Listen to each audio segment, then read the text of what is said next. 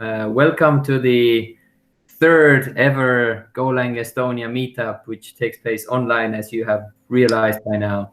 And yeah, this is pretty good that we made it to this event. I hope that we haven't had any casualties meanwhile due to the coronavirus and all. And you might wonder, why didn't we already have a meetup in place or physically? Then that's a good question. But half of the answer is, I guess, that we started organizing already the meetup before it was unclear whether we can meet physically or not. And second is that I think quite a few of the organizing people were rather cautious. So let's see how this Corona thing settles down, and then we can start meeting physically again. But for now, we'll do it online. For those of you who are new to the meetup, we'll cover what is Golang Meetup Estonia. So it's by the community for the community, meaning there's no one single person responsible for organizing the event. There's a team behind it, and feel free to join the team or have a say in where this community should head towards. Our goal is to build a community. So the goal is, for example, not necessarily to build up a big number of people in a group and then sell the community to someone for, I don't know, promotional purposes or whatever. The goal is to actually build a community where the people inside the community actually contribute to the meetup and get benefits from the community, and yeah, no sales involved. Give professional content, so we'll have talks and workshops, share experiences. Later on today, we're also having a small demo session. Feel free to prepare or browse through your GitHub pages as well. If you have a small project that you want to show off with, or just highlight some key technical peculiarities that you used, then we'll have a chance to see that later on, or just say something in the Hangouts chat and we can organize it. We are here to foster professional development, meaning if you are also rather new to speaking, let's say, you're still welcome to give a talk. We'll help you build maybe slide decks a bit better and prepare a bit better. And support interacting with experts is also our goal. Yeah. Get involved. We have a Go for Slack. There's a Slack channel hashtag Estonia. You can become a speaker, give a lightning talk. That's best one for the newcomers, let's say, or if you're newer to giving talks. It works both ways. That it's not too scary for you if you totally mess up, and it's not too boring for others as well if you totally mess up. But people usually don't mess up, and it's hard to mess up in such a supportive community like we are. Become a speaker of giving a workshop, or give longer talks like Vitalii is going to give us today. Host. Just get in contact with us if you're willing to host when the physical events come back again, and become a sponsor for, why not everyone? Why shouldn't every community member have a Go for mug, for example? Why not? A few announcements. There's a Go Wayfest taking place in Minsk, which we are kind of supposed to have a minus 10% discount for. Get in contact with us real fast if you want the tickets with the discount. It takes place online, and there's a GopherCon coming in later in August, there's no discount for us. We haven't contacted them neither. And here's the lineup for today. So first of all, Vitalii Lakusta is going to give a talk about error handling. Then we're going to have a few demos of our pet projects or whatever people want to share. And then it's a free time to have community questions and discussion about whatever, either about the talk or demos or whatever.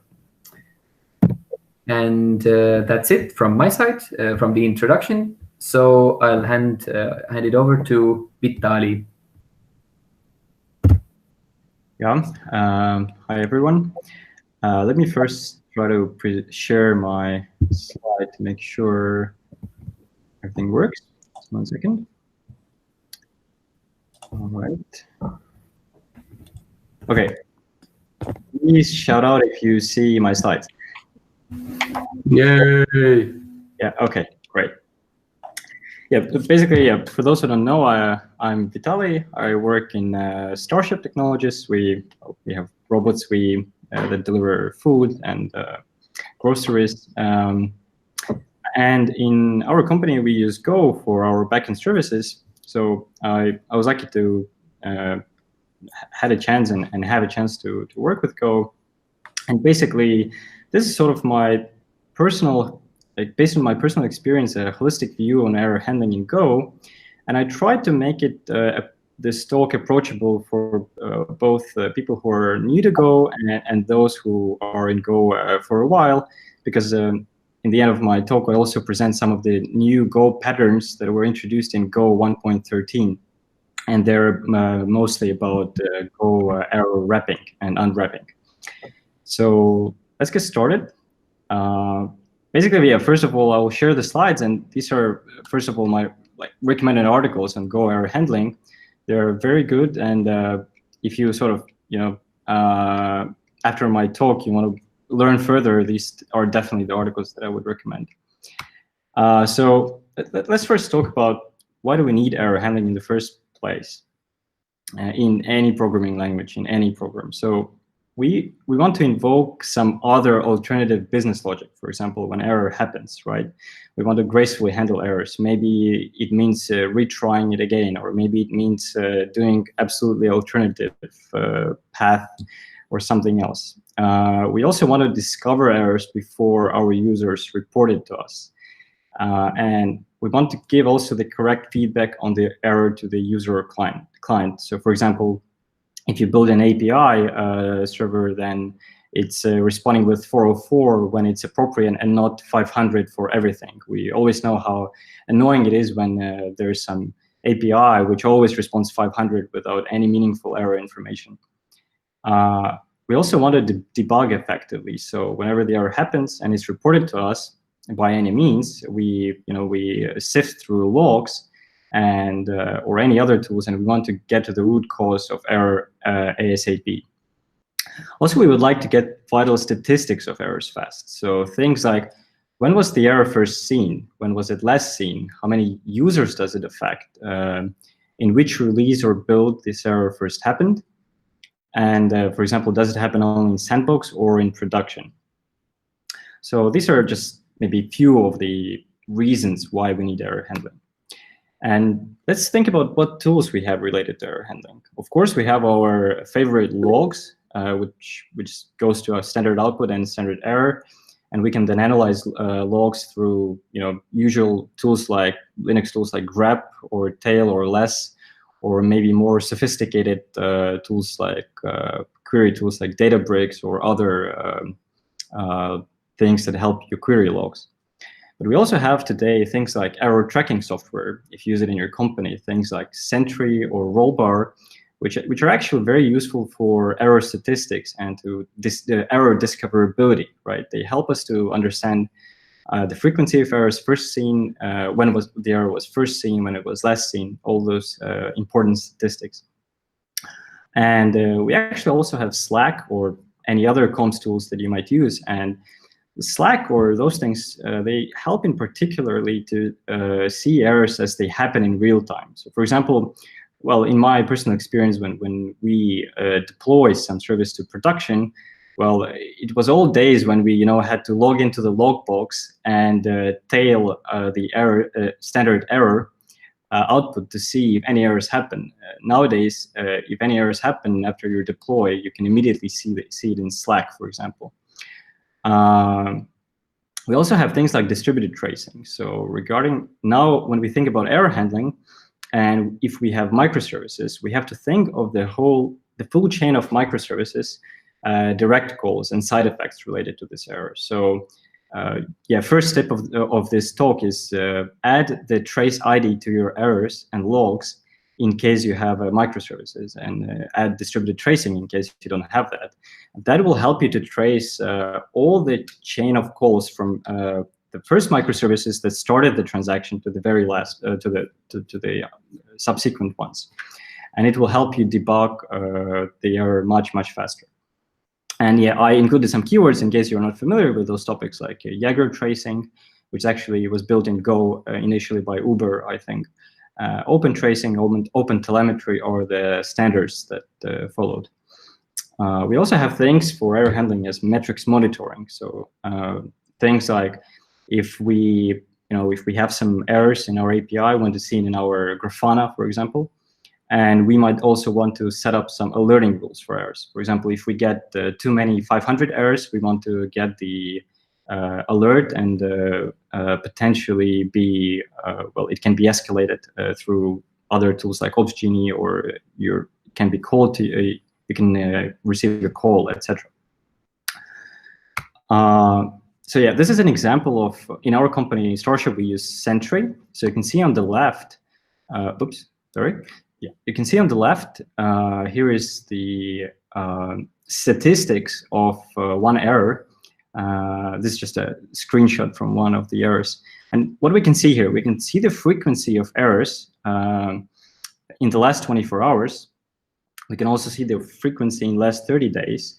We can see the first seen, last seen, and actually, it's also possible to integrate and be able to see in exactly which release the error started to happen. And in the very below, you can see that the breakdown of environments in which it happens. So like it happens 95% in sandbox and 5%, for example, in production.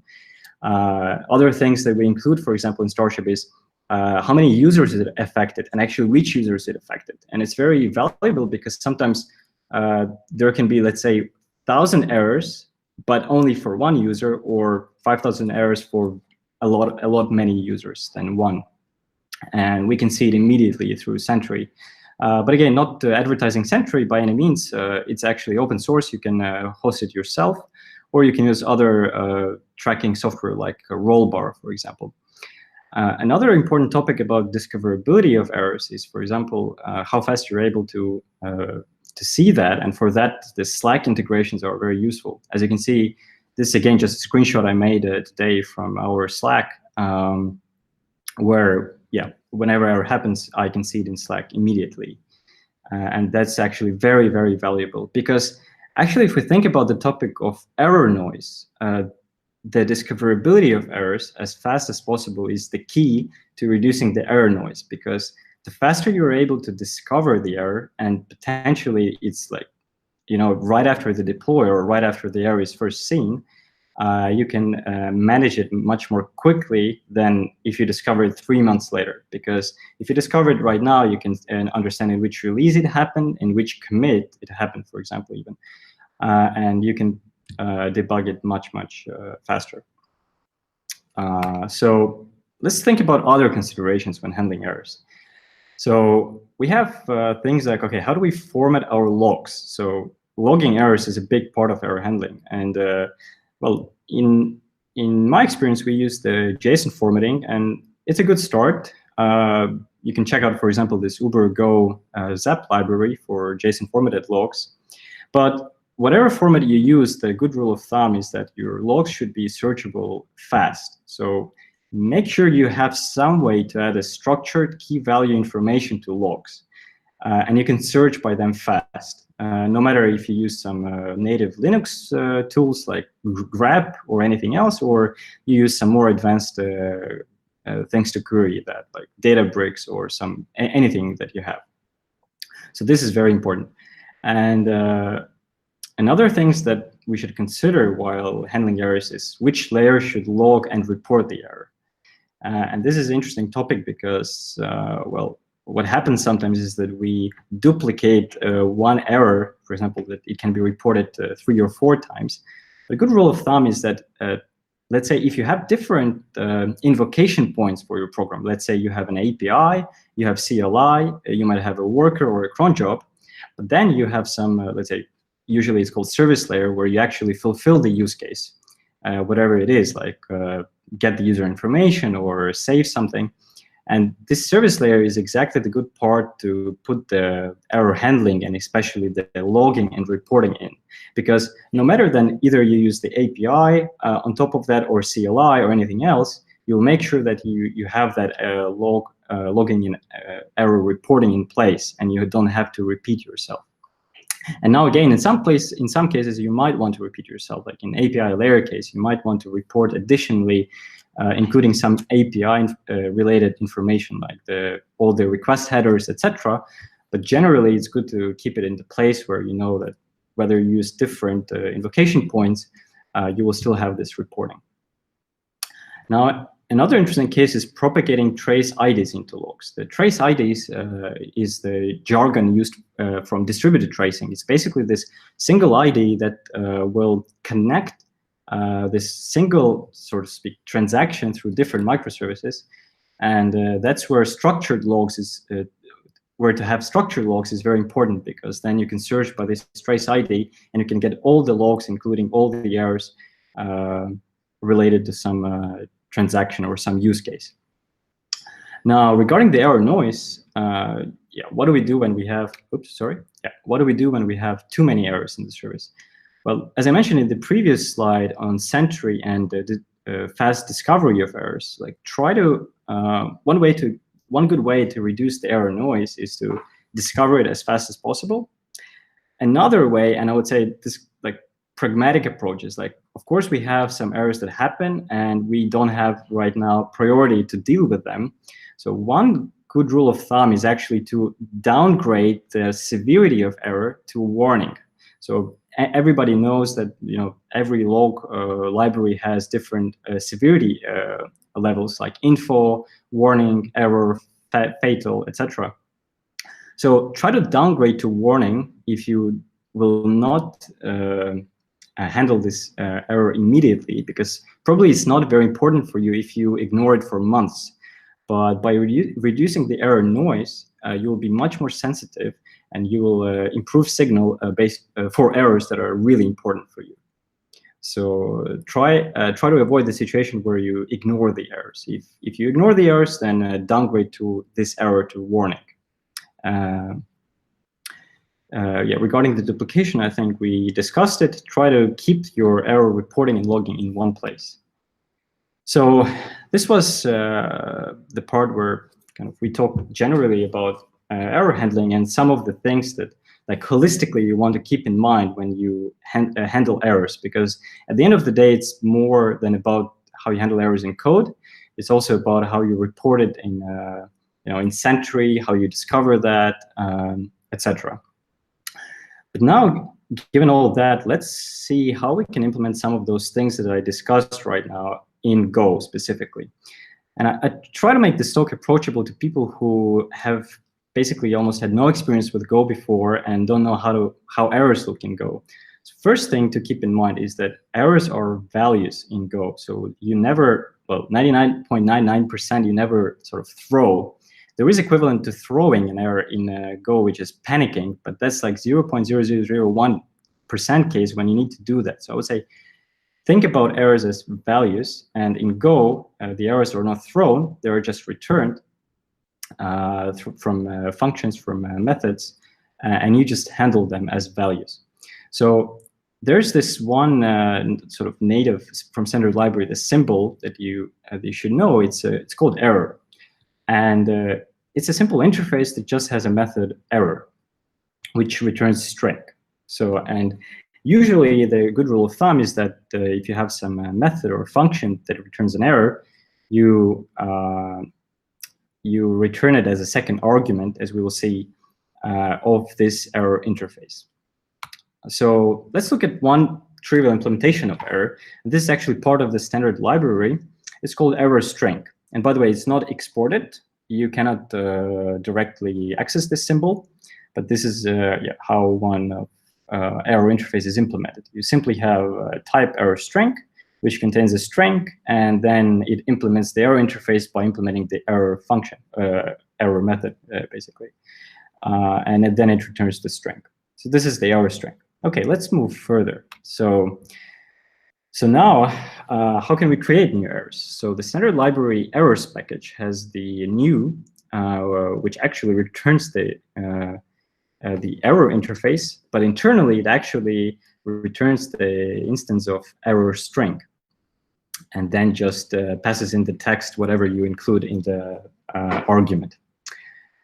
So let's look like some of the examples now how you use that. Let's say you have a square root method function, and it just accepts the one number. And let's say if it's a negative number, then you want to return an error. So as you can see from the signature, the usual way you do it, you return the error as second second value, sorry. And you use this errors.new, for example, to give out the error. And if the input is okay, you proceed with implementation, right? Now let's look further from the client how he will use that. So he will just, invoke the function, and then he will, as we discussed, errors or values, he will just process the error. And if it's not nil, this error is somehow handled. So what can you do when you receive an error? Well, you can first of all, you can just pass it up to the caller chain above, so that the client of your function or method will handle it. And this is useful in some cases. For example, imagine you have a domain layer, and you don't want to specifically log or report errors in the domain layer. So what you can do, you can actually just pass the error to the top. But as you can see later, also the good thing to do would be to wrap this error around, giving some more context, and then returning it to the client. Again, yeah, as I write here, that errors flow in Go is very understandable and at times very boring, I would say, and is by design. So you can find yourself that you're a little bit repetitive with error handling in Go. It actually comes a little bit with design, because the main thing about Go is its simplicity. And in contrast with other languages where you throw and catch, and where it's very hard to understand which method or which part of the code actually threw this error, in Go it's very clear which part of the code returned this error, and you can handle it with very good clarity, and you can understand the error handling in Go very, very well, as every other part of your sort of business logic. And one thing to keep in mind is that design by contract. So treat error that you return to your client as part of the contract. So let's say if you develop a library, well, document well and make it clear what kind of errors you return to the client. And we will talk more and see more examples down here. By the way, can you hear me well and everything is okay? Because I speak, but I want to make sure that it's all good. Yeah, it's great. Great. Yes. So let's look at some other, let's say, error primitives that we have. In our disposal. So we have let's say we want to wrap the error to give additional context. What we can do, we can actually use the fmt error f, which will return the the error, but you can also pass in the additional information, like in other formatting tools that you may be very well familiar with. As we can see a bit later, it's not ideal because now your your error is just a full string. It's just a string, but we will see later how we can actually parse error in a smarter way. So let's move a bit further. So, well, you can define your own error. And let's say in this case, actually, this error is an alias of float64. So we define type negative squared error. And then to implement the error interface, as we know, we should implement the error function or method. We actually, we implement it here. Well, and that's it pretty much. The interesting part about this error is that now the caller, or the user of our squared function, if we return this error there, he will be able to first see if this error is of type negative squared error, and he will be able to extract the float64, the number that caused the error. So. But if he prints the error, he will get the string that is printed by error function. So it's very interesting if you never worked with such like sort of type aliases before, but yeah, that's the sort of behavior that will be that is possible. Let's look at other examples. So let's say we define our own syntax error. And actually, syntax error, this example is from a JSON package. So what we can see here in syntax error is that, well, we have our own error defined, which returns, you can see that error method is implemented and it returns only the message. But offset field is also available to the client. And by the way, in Go, you export some symbol by making it uppercase. The error interface that you saw in the very beginning is sort of is exception because it's part of the sort of standard library, and it's more of an exception. But whenever you want to export something, you make it uppercase. So here you can see that the offset is exported. And what it means is that, let's say there are two parts of clients. One client just doesn't care about this offset. And let's say this is the offset of where the JSON parsing got corrupted. So one client might not care about it. So he would just print the error. And that's where the error method would be invoked, and he will just get the error message. But some other client maybe would be interested in this offset information and use it in his own program.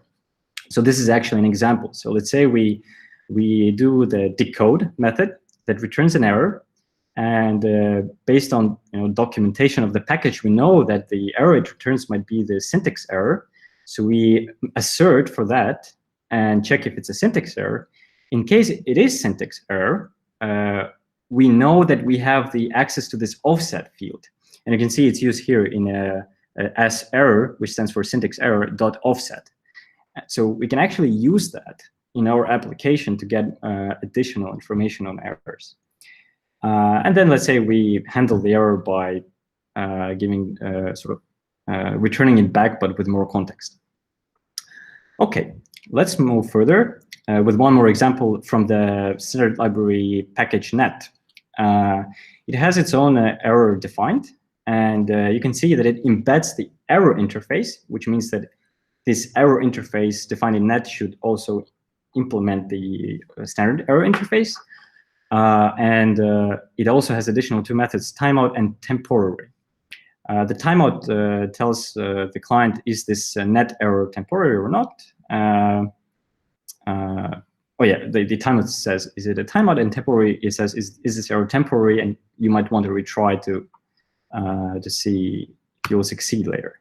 And so this is example how you would treat this error. So you see, first you check if this is a net error. And let's say in your client, in case, let's say you implement a web crawler, and in case the net error is temporary, you actually might want to retry in some time. And in this case, for example, we do time sleep and then continue in case we will, let's say, retry the web crawling or whatever you're doing. Or another case, if we see that the error is not temporary, then we will just log fatal and exit. So this is just another example.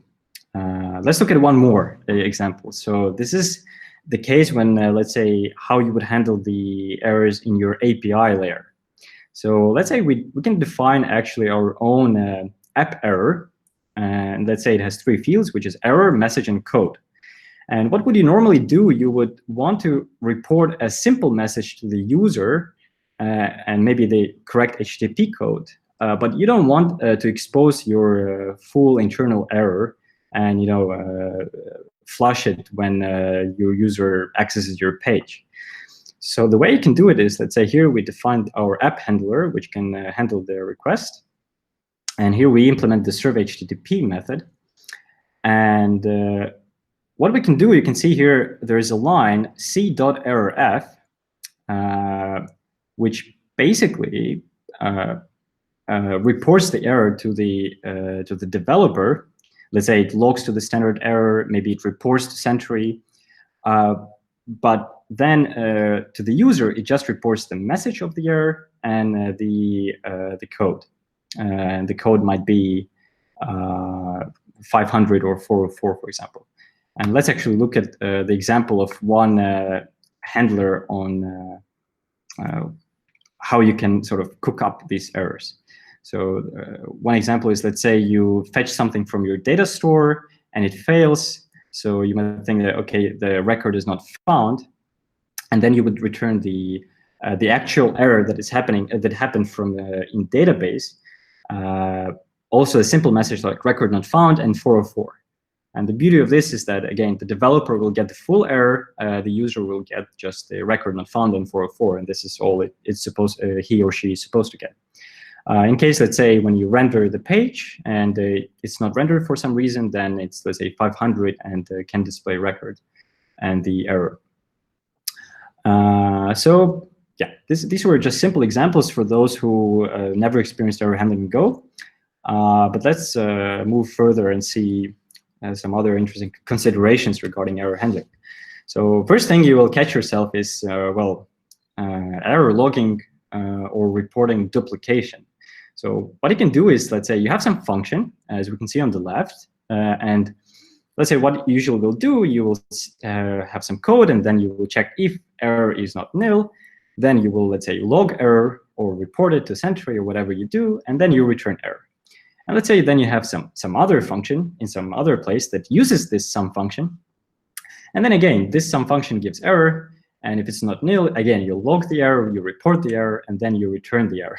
And then it can repeat 3 or 4 times to the very outer layers of your application. And the bad thing about this is that it might create some error noise, where the same sort of error is reported 3 or 4 times. And as we already discussed, the good way to avoid this is to keep your error reporting or logging in one layer, maybe 2, but not like all of them. So this is actually a screenshot from a real application we developed in Starship, one Go service. And well, this is just a screenshot of some of the packages that we have. And you can see here, for example, we have a domain layer, also some infrastructure layer where we have things like Kafka, Mongo, some server things defined, also some mocks, and the service layer. So the service layer actually is the place where the layer that fulfills the use cases. So an example would be, let's say, the method as, I don't know, save some data. And again, it might be invoked from an API call, or it might be invoked from some worker. So there could be different places, but since we keep our error reporting and logging in one place, it's not duplicated all over the place. And you can see as the second package here in this picture is the domain layer. Well, if you sort of follow the domain-driven design principles and if it fits your application or program, then, well, I would recommend to avoid littering the domain layer, or the place some people call it core layer, or where is your core logic, to avoid littering it with logging, or let's say logging and error reporting or metric reporting, sort of these things that are not necessarily related to the logic itself. So you want to sort of keep it clean and just return the errors from there, and then handle them and report the errors in the service layer. So yeah, this is just one example. Of course, there are like more examples of different package structures in Go, but this is just one of them. But yeah, make sure you don't duplicate error reporting in all of the layers. And then this slide and things is more from my personal experience and experience from in our teams in Starship. is that, well, let's say you let's say you in service layer, right? You catch the error and you want to report it. And let's, as we discussed already in the beginning, there are many considerations you have to keep in track when you want to report the error. First is you want to make sure you include the trace ID in case you have a microservice application. You want to make sure you report the error to Sentry or Rollbar or any other error tracking application you have. You might also want to report it to Prometheus or InfluxDB or another software for metrics reporting you have. And of course, you want to log the error to standard output or standard error or whatever. It depends on the severity. So I would say the bad way how you can do that, you can directly couple to the library that you use, to the, let's say, some logger library that I mentioned in the beginning was this Uber Zap. And you can use this type throughout your whole systems, throughout your whole service, and pass it around everywhere. But then the problem is that you will have to invoke separate methods for logging, error reporting, and maybe metric reporting. And this is not advisable because, well, again, in case an error happens, you might likely want to do all these three actions together. Another downside of coupling to the one library is that later it will be hard to change that library, or in case library upgrades or adds some new API or makes a breaking change, then you are basically locked in a bit, because once your logging is through your whole application, it will take a while to move it to another vendor. So one thing we do, at least, is we wrap it in our own logger interfaces. And this is just example here. They actually can be a bit different. You don't have to just have this dot interface, which basically accepts any arguments. You can have more sensible arguments like message that your interface that has methods like debug, info, warn, error, panic, fatal, and maybe with formatting options, as you can see below. But you can make it very user-friendly, where you, for example, have a template and a message. And actually, this is one example also where I made an interface where it's easy to add some key value pairs to your logger. So in my case, for example, I did the with method that you can see above. And what it does is that I did it to add the trace IDs, or in this case, it's called span, but think about those distributed tracing trace IDs. Basically, it adds the key value pair to the JSON log. In your case, it might not be JSON or any other format. Yeah, so the bottom line here is feel free to experiment with your own interface and make something that works for you. But the beauty of this is that now only in one place you have to implement this interface, and let's say use the real logging library.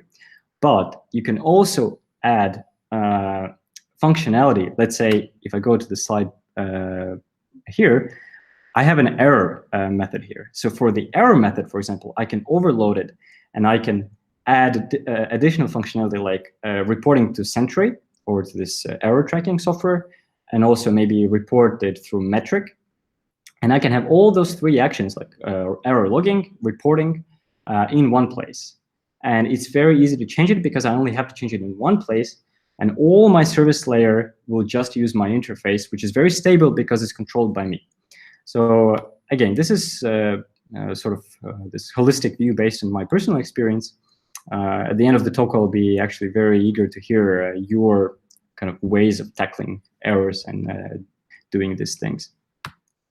So yeah, one more trick is, let's say, usually in your service layer, you have several cross-cutting concerns, or in Java, they might be called aspects. You might hear that keyword.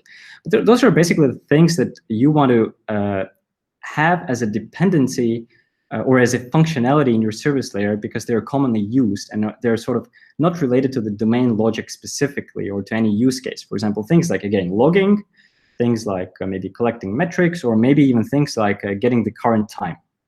And one cool benefit also of abstracting current time is because it becomes very easy to test the time. And the same with logger here. So you can see that I passed the logger here as part of this cross-cutting interface. And then the beauty of this is that it's easy to mock in tests. So for example, in tests, I can just stop the logger completely. I don't care about it. Or if in tests, I actually care about logging, but I don't need, for example, central reporting in tests or metric reporting. Then I can just swap my logger with a very simple logger that comes from the Go standard library. And that would be perfectly enough for me. So this sort of gives you a little bit of flexibility if you code into interface in the first place. So let's talk about some other tricks. So we talked about that in the beginning, that we want to know exactly which commit or build number your error happened.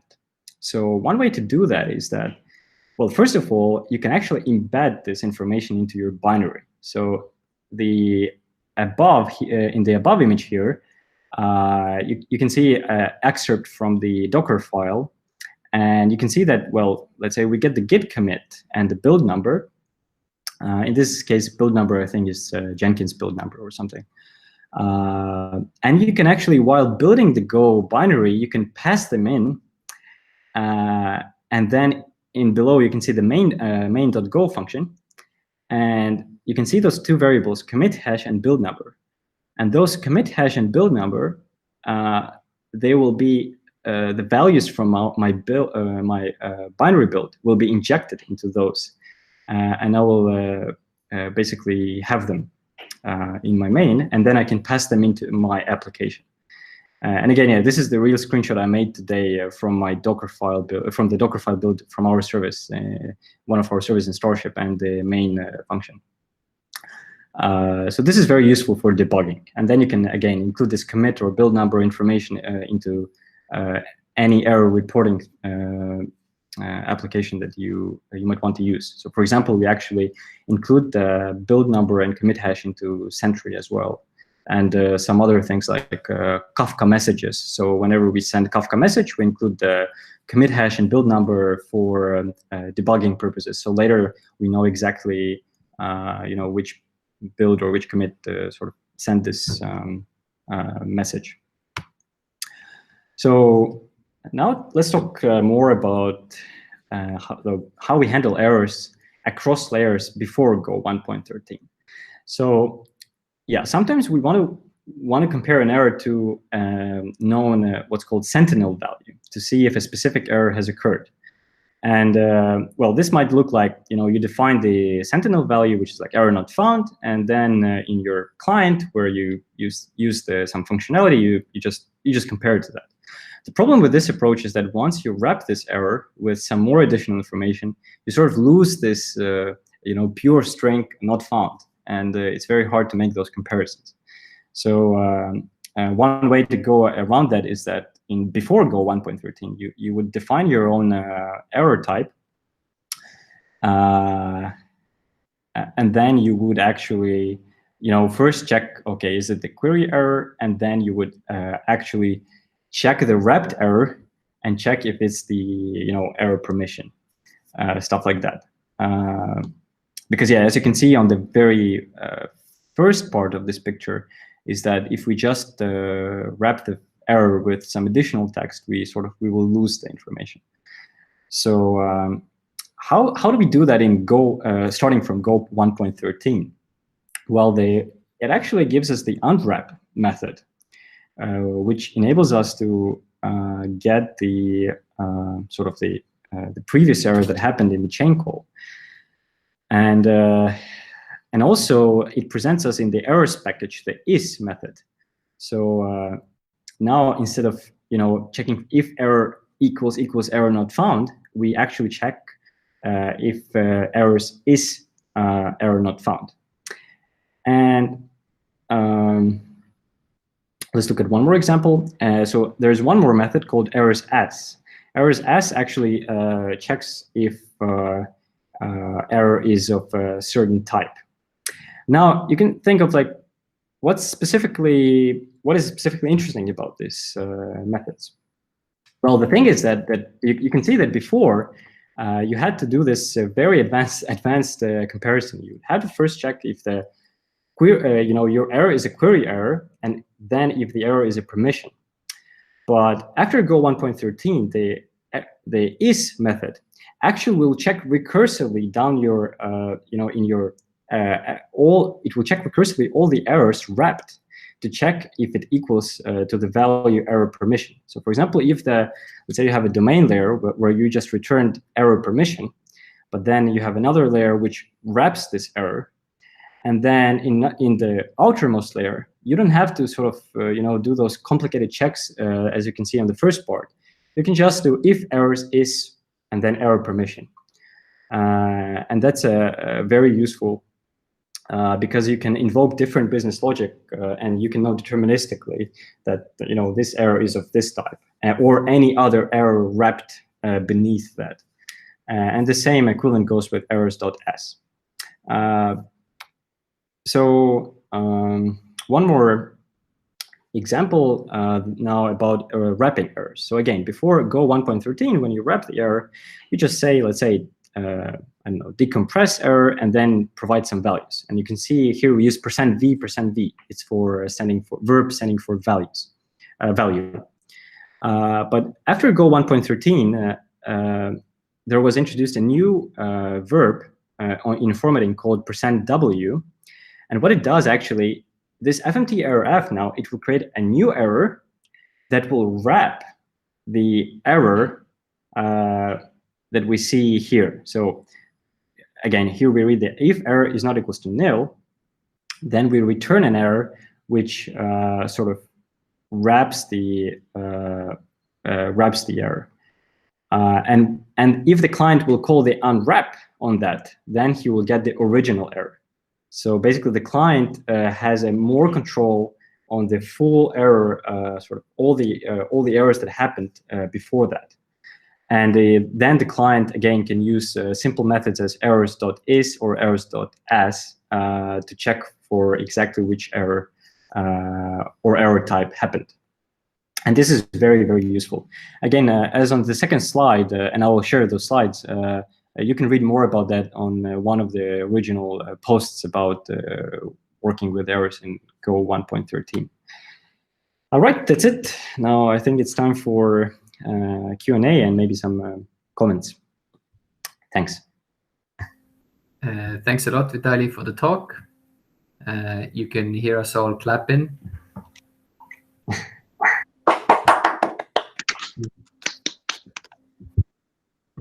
And yeah, are there any questions for Vitalii? So one of my questions is, how do you handle multiple errors that are on the same level with regards to importance? So let's say you make 3 requests out to different servers and 2 of them return errors. Like, how would you combine them together into a single error or if that makes sense? I see. So, okay, I think so let's say you have one layer and it makes 3 calls and only 2 of the calls fail, but 1 succeeds, right? Yeah. Yeah, so I think there are a few considerations here, right? The first is, do you fail fast or do you sort of fail slow? So if you fail fast, then you might, let's say, disregard the errors from any other cases, and you might just return, let's say if you have some transaction or the case where you want all the 3 calls to succeed, and even if 1 fails, then maybe it's okay just to wrap the first error that you encounter and just return it to the client. But of course, that's not always possible or not always advisable. That's a good question. I mean, in terms of Go, then maybe you could, I think it very much depends on the use case, but maybe you could await for 3 calls to happen, and then sort of, look at all these 3 errors, and maybe yeah, that's a good question. Maybe how would you wrap those errors? I don't know. I think I would sort of give it back as 1 error, and maybe just sort of concatenate them somehow. Yeah, I didn't have many cases where I needed to do that, but yeah, it's interesting consideration. And maybe actually you can share how you would do that, because maybe you actually you have more experience with that. So I have used mainly, I guess, 3 approaches. One would be to define an error type that is a list of errors. So kind of just putting them there, implementing these and as kind of just based on the order of them.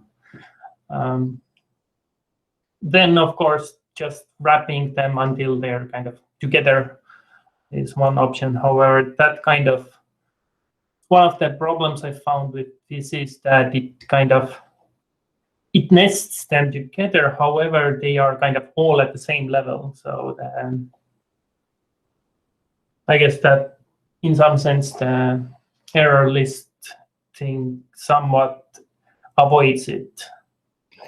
I would say it very much depends on the use case, how the client would handle those, the response. Like, would he care, would he care specifically to know which of the components failed?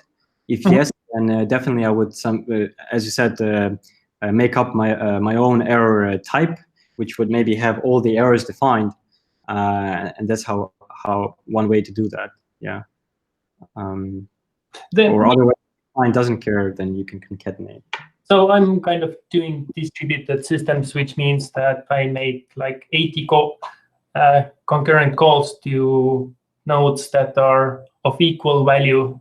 So, and you kind of need to condense that information down to be useful, like, because you expect some of them to fail always.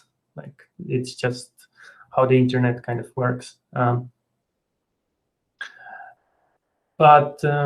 Yeah, and the final one was just, instead of kind of defining custom error type, I just return all of the errors as a slice, and that's it. Like, I don't do any wrapping, anything, and just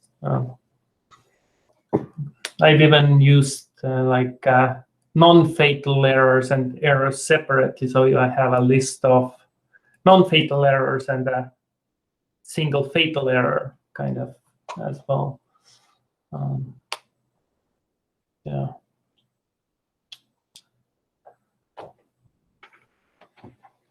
But yeah, thanks.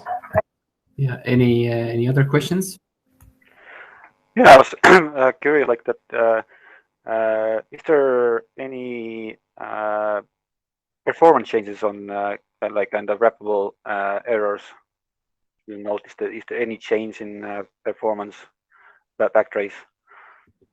I haven't benchmarked myself, but I think it should be, well, pretty much negligible, or pretty much same way how you would, wrap one type into another with any other sort of type in Go.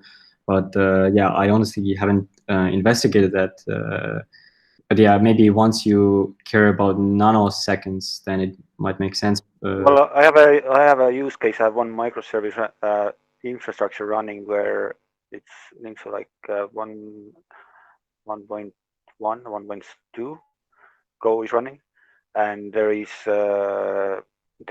one microservice is having a channel which is taking in automatic writes and errors, and that channel then there is two types of errors coming in, and based on the error type, then another microservice then decides either to spawn new instances for the load balancer or rate them in just some specific instances. And I'm just curious, like that, is it? And there's pretty heavy traffic on it, and I'm just wondering, like that could that be case of deploying now new Go version on it, and could that have an impact on it or not? The thing about error wrapping in Go 1.13 is that it's just sort of additional functionality, and by default, you will not have that in your current code because, well, if you don't use those specific methods like errors, basically when you do fmt.errorf, or if you don't use the unwrap, all those methods, then I think nothing should be affected. But you definitely can Google more on that. That would be interesting maybe to know. Right.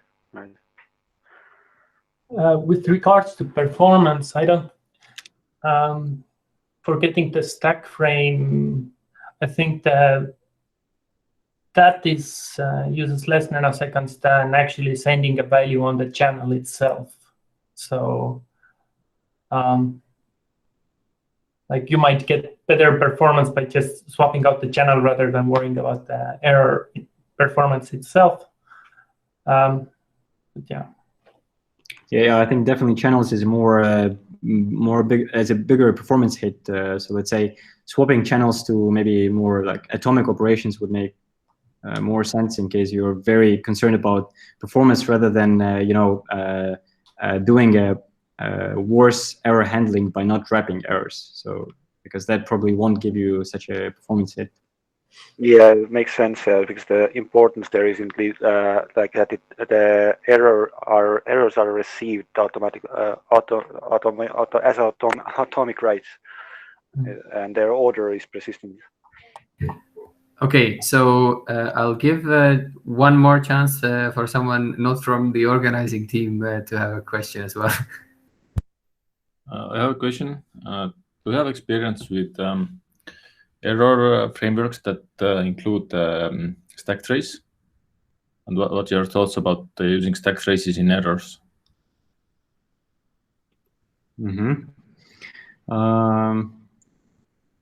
I haven't used them extensively. Well, basically, what we have the Sentry integration, and this thing actually sort of automatically gets the stack trace in there.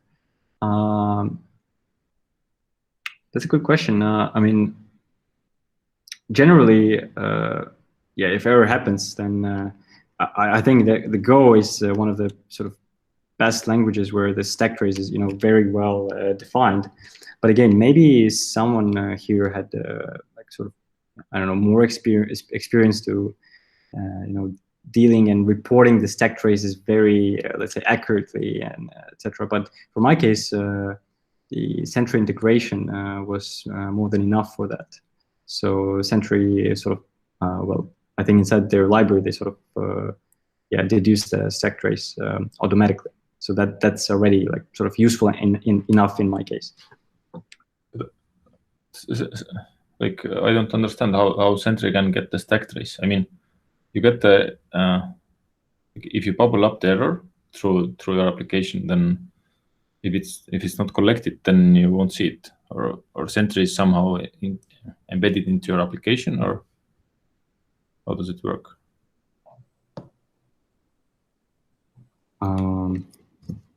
That's a good question. I'm not sure.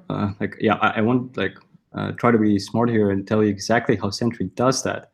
Yeah, Sentry maybe wouldn't have. Let's say, if you wrap an error, return it, wrap and return, but then once you report the error, that's when the Sentry will get the stack trace. Of course, it won't get to all the levels below, but since once you wrap the errors, you already get the context up to that point, the Sentry will sort of give the stack trace to the point where you reported that. And again, yeah, this is actually a very good point. I would be willing after this presentation to look at, actually Sentry is open source, so you can look at their code on GitHub. But yeah, I think once you report, then they can actually grab the stack trace. But yeah, you won't get all the granular all the way down. Okay. Okay. So I guess, Egon, do you want to reply as well, or otherwise yeah, I can also reply as well. Yeah.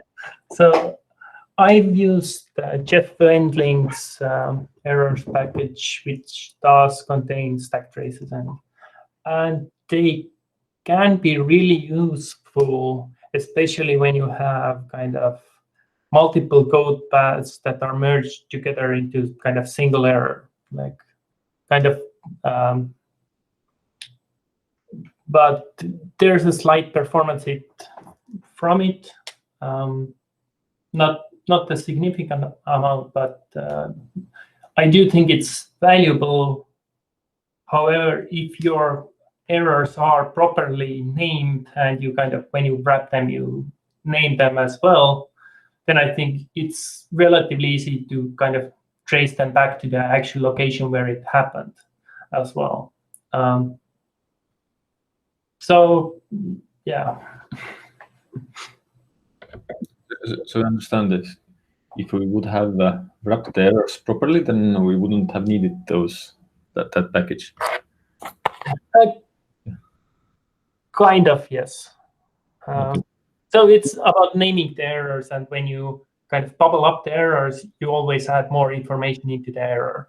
Yeah, that's exactly what I sort of wanted to tell as well. Yes, so the sentry will report the stack trace, but up to the only from the above to the point where we report it, and of course it will not report below that. But that's okay because now your sort of error already aggregated that information anyway.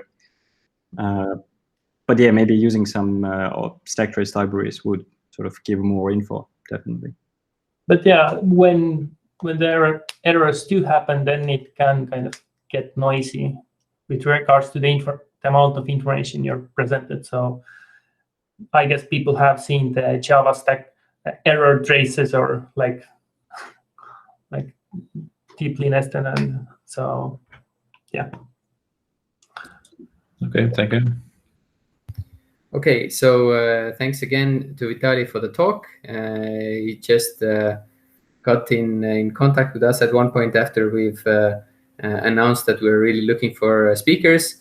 So whenever you feel like any one of you who are attending this meetup currently, that you have a topic close to your heart that you would like to share with us, or something that you've used recently in your project and would like to introduce to others, get in contact with us, and you can give a talk as well. But so the next phase of this meetup is going to be the demos, and currently we have a few demo people available. So Egon is willing to give a demo, and Egon, you know someone else as well? Mash also, I convinced him to show, but yeah, I have something to talk. Okay, yeah. So the point of this meetup when it's online as well is that, or in general, actually, we would really like to foster this community sharing of whatever project you've been working on. It doesn't matter whether it's big or small. Just give a brief introduction about it, and so others know what you're up to, what interests you, and people can build on top of it and grow as developers. So Egon or Masakazu, which one of you want to go first? I can go first. So. Okay, the floor is yours, Egon. Yeah. So one of the issues I've been constantly kind of facing is analyzing information and plotting that and diagramming it. So, and one of the kind of issues I found is that when you're looking at the test log output, so when you kind of do the JSON output for code test, then you get a lot of information. However, you often want to kind of understand how the tests actually run, especially when you have like few thousand tests. They run all concurrently across like 32 cores, and you want to optimize this test running and kind of also notice kind of issues like the tests becoming stalled. So one of the tools I wrote is this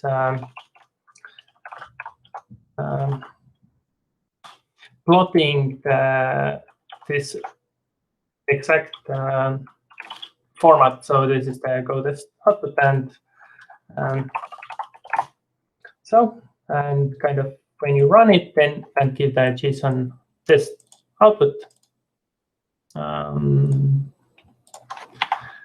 Then you can here. And you can get this sort of output. So this is for storage project, and you can kind of see how the tests are running and like which are running in concurrently as well. And like you might notice where some of the stalls are, or like when some test is particularly long, and you can kind of then start optimizing and figure out where the performance issues are in your tests. So I ended up writing this, and because I needed something to write it with, so this plotting thing. So I ended up writing a package that has other useful features as well. For example, kind of sequence diagrams as well. And it's mostly it's maybe I can show it from here. And mostly it's a package that contains few geometric primitives and then can write out an SVG based on that information. And yeah, so I guess, not sure what to show here. And for the implementation, I guess it's mostly just kind of figure out what the flags are, then parse the content and kind of parse the JSON output and collect them into a single coherent structure of tests, and then finally render it kind of each thing at a time. So draw a tree behind it and then kind of draw the spans, and eventually you'll get some pretty output to make your life easier. Any questions about it, I guess?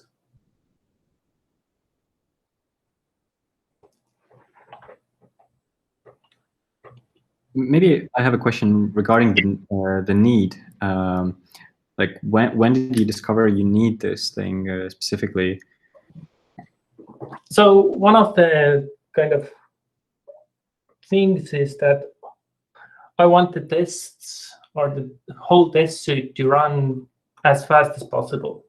So for example, so that people, when they kind of commit some or kind of push a pull request up to the server, then I want the Jenkins to finish in as fast as possible. So, which means because we have like a few thousand tests, and you kind of need to somehow reduce the time to run them. And so, and this is kind of this exploration into understanding how to run these tests best on a 64-core machine. So because there's a lot of parallelism, and they're all want the same resources to be used, and they all hit the same databases in some sense. And so it needs to it helps to visualize this information to figure out where you can make things more parallel or where you need to reduce the parallelism as well.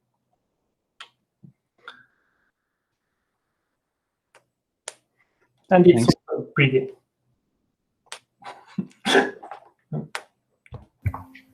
Cool. Any other questions?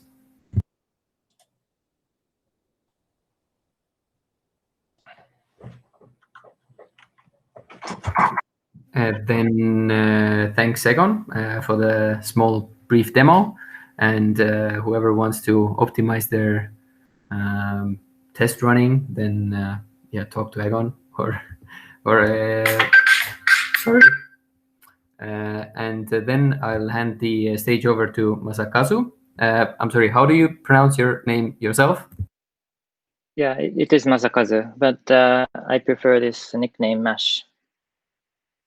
Okay, so the floor is yours, Mash. Okay.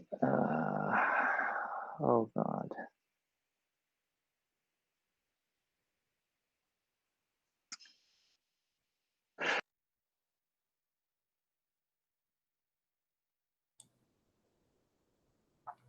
It seems something stopped.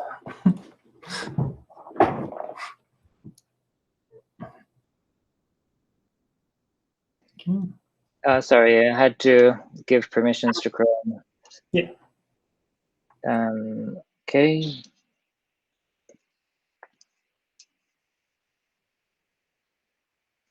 So when I was preparing with what to talk about, it became more like a talk than a demo. So I will share what I have experienced around parsing. Do you see the screens? Yes. Yes, we do. Okay. So building a parser was something special for me. Like when I was like basically a web developer, like building APIs or building websites, you don't often look at these Lexer or parser or tokens kind of words.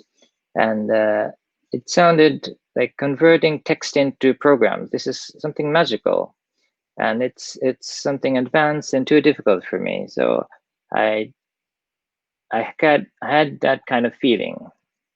But I also thought that, but really, I do. Isn't there a chance for me to do something magical, do something advanced? So I was kind of waiting for a chance to do parsing.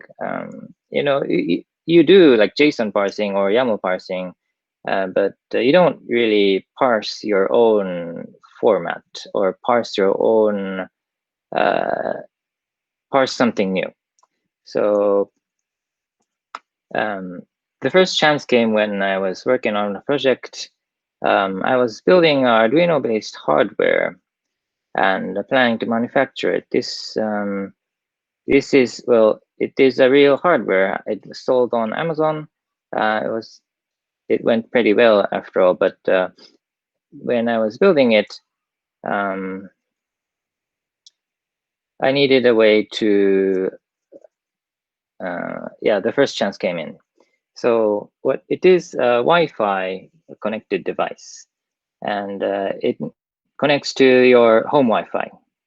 So to do that, first you're going to connect to the device itself, and then then tell that device your home network's Wi-Fi name and passwords. So when you first connect to the device, I wanted to have its own passwords. Every device I ship is going to have its own password. So there are many ways to do it. Usually in Arduinos, there are separate ROMs, EEP ROMs, where you can read and write. You might write there, but I decided to write it in the Flash area, which is where you build this firmware, C++ C code. And I decided to, after the C compiler, C++ compiler makes a binary, I ended up rewriting that binary and writing it into each device. So each device has its, I will generate some password and rewrite the firmware for each device and write it into the hardware. So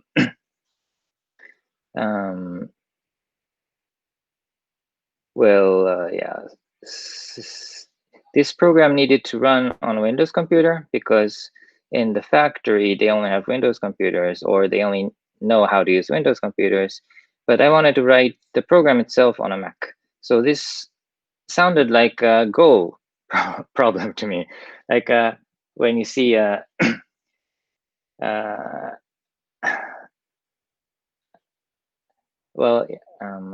let's do it this way.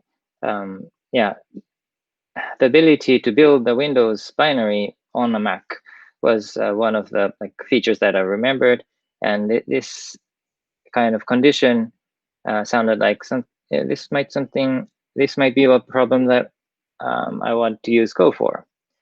So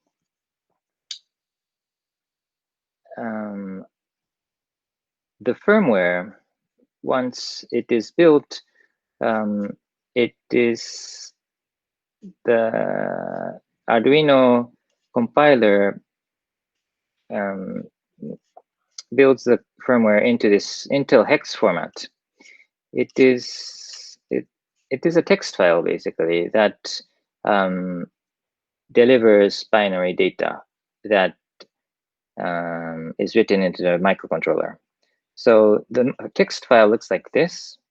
There's a some rules here. There's a colon, there's a byte count, there's an address, record type, and data, and checksum. So given this text file, this toolchain writes this data into this address of the microcontroller flash area. So what I wanted to do was look into this, find something that looks like a marker. Well, I embedded some marker that shows some pattern in this hexadecimal text file, and I would replace it.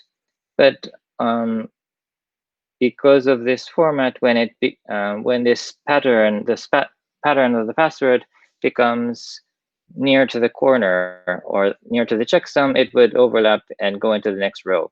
So I had to parse this and turn it into a meaningful something, and then replace and turn it back into this format. So this happened. It did. So I'm not going to go deep into it. You probably have a lot of better resources to look for, but basically there are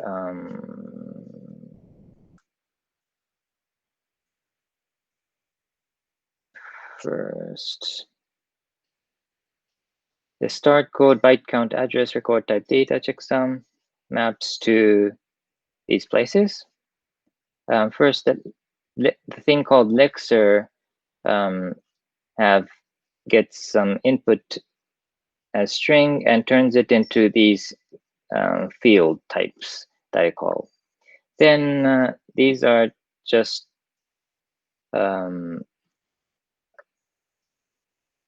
one field type represents one meaningful thing. One byte count would be one field, one address would be one field, and then the next parser would go over all the field type things and combine them into records. Records would be a collection of these rows, and one in this screen you would see one row as this is going to write 16 bytes into one address, but it would, after parsed, it would look like 64 bytes written into 0100 address. So after that,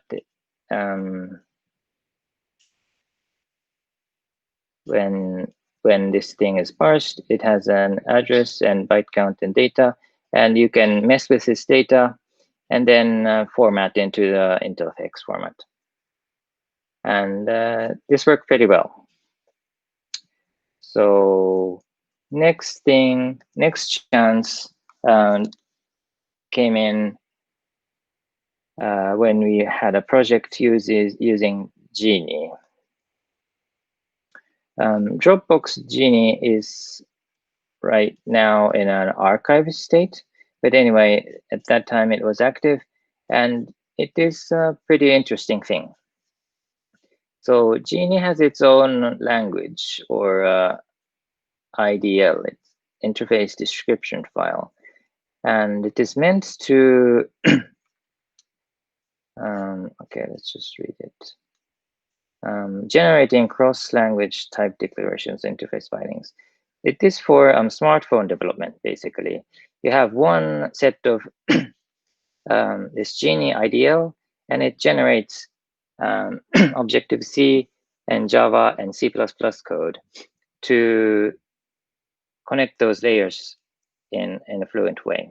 So you can have a common C++ layer that will be called from Java on Android or Objective-C on iOS. So in case if you have a like strong C++ team, this might be a good option. So you can write all your complex logic in the C++ layer and just have binding Java or Objective-C layers. And this was, and the syntax is sufficient to do those kind of stuff. There's an enum, you have a record, and you can have a complex collection types like map and set and list, and you can also nest records and have some interfaces like Go interface. It declares that something has a function. So we had some code base using this.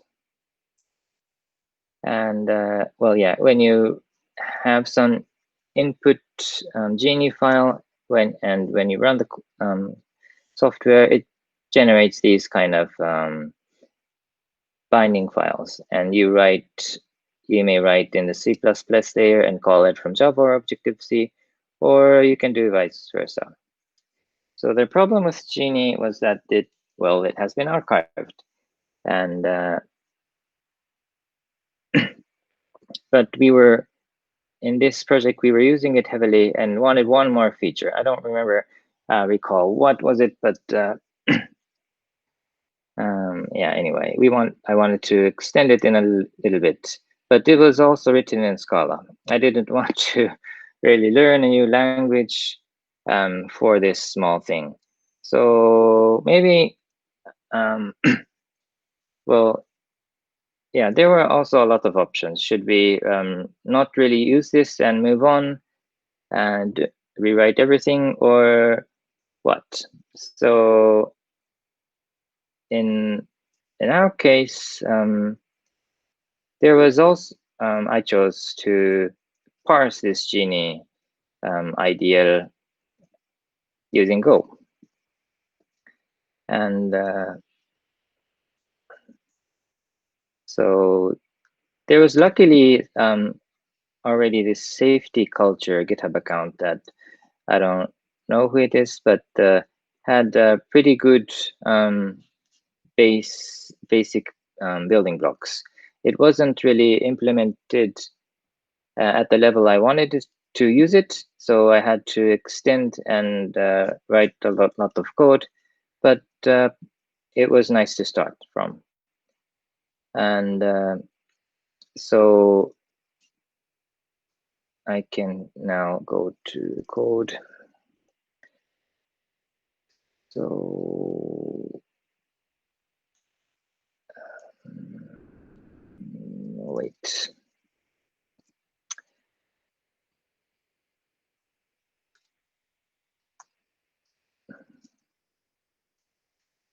Let's go. So this is a simple like command line application that uses the parser.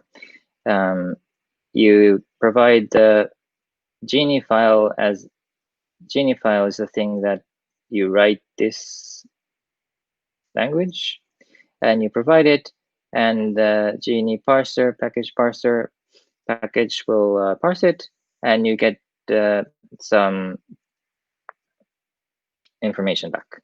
And I just JSON encode here for visibility and JQ to make it better. So okay, I should show.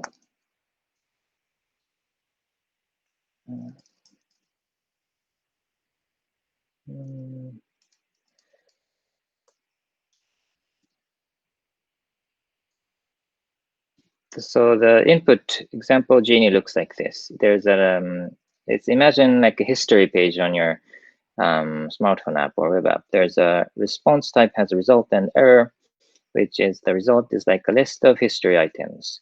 History items consists of a type and some information. And when you parse it, it returns something like this. There's type declarations. The identity is the user history item type. There's register completed, post created, and these things are basically one-to-one mapping of what is written here into Go that space. And so next,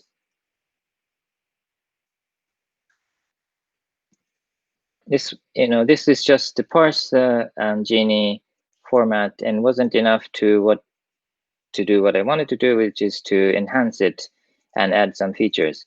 So given the input as these type declarations, what is output from the parser, I can feed it into a template. Basically, this is very short. You do the same thing, parse a file, and given another file, which is a template, or Golang template, then you execute the template with type declarations as a parameter. And there are some utility functions that I defined so that the template file doesn't become a mess. And so that goes next.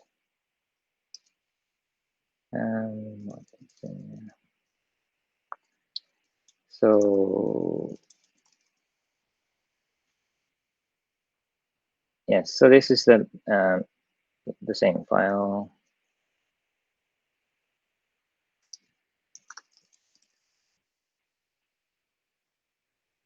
You are supposed to provide the Djinni file first, and then a path to a template. Okay, so first I wanted to do what do you call it? Not self-hosting, but given Djinni file render itself. Does the parser output enough information to reproduce itself? I have some places where I haven't implemented, but anyway, for this case, it does produce the exact same output as this examples optional list file. Well, might be somewhere might be different. And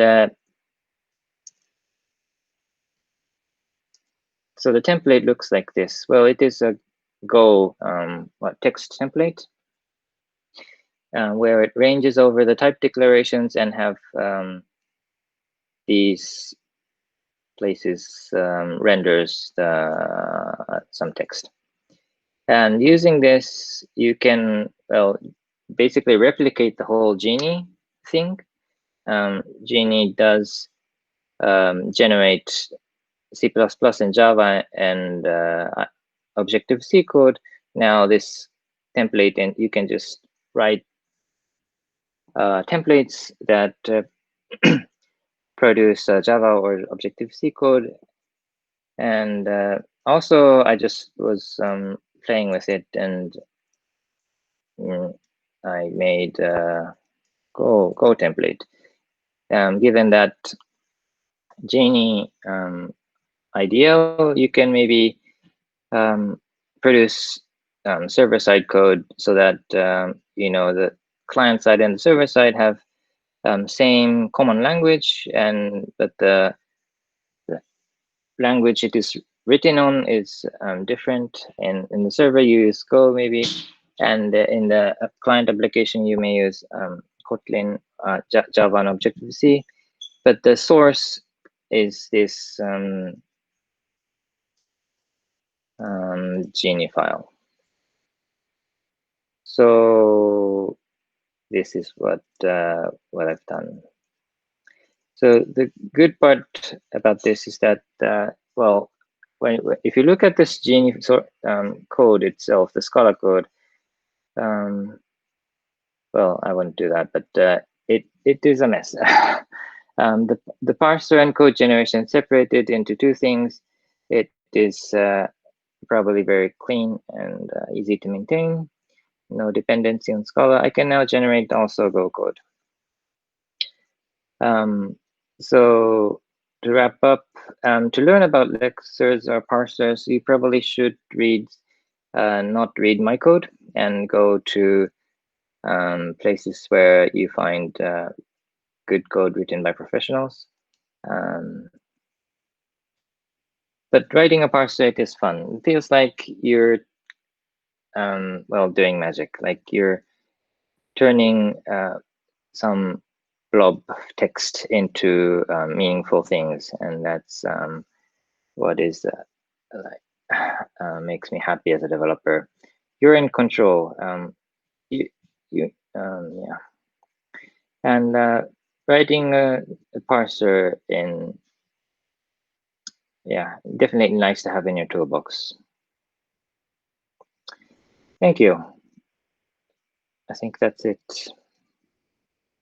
Thanks a lot, Marsh. Is there anyone with a question?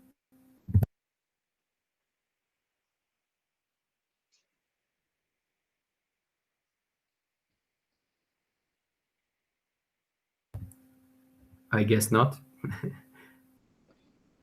Thank you very much. Yes, thanks a lot, Marsh. And I think we've all